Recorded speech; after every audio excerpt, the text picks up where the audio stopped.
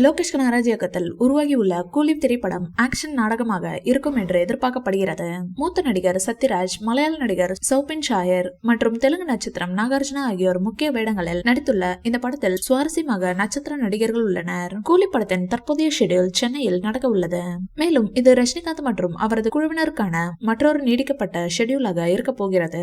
இந்த ஷெட்யூலில் படத்தின் முக்கிய ஆக்ஷன் காட்சிகளை படமாக்க திட்டமிட்டுள்ளதாக தகவல்கள் தெரிவிக்கின்றன. கலாநிதி மாறன் தனது சன் பிக்சர்ஸ் பேனரில் தயாரித்துள்ள இப்படம் தமிழ், ஹிந்தி, தெலுங்கு, கன்னடம் ஆகிய மொழிகளில் வெளியாக உள்ளது. இதனிடையே ரஜினியின் நீண்டகால நண்பரான விஜயகாந்த் அவரது சமாதிக்கு சென்று ஆசீர்வாதம் வாங்கி கொண்டு வருகிறாராம். ரஜினி அவர்கள் இரவு நேரத்தில் சுமார் அரை மணி நேரம் அங்கேயே ஓய்வு எடுத்துவிட்டு பின்னர் வீடு திரும்புகிறாராம். இதனுடைய வீடியோ தற்போது வைரலாகி வருகிறது.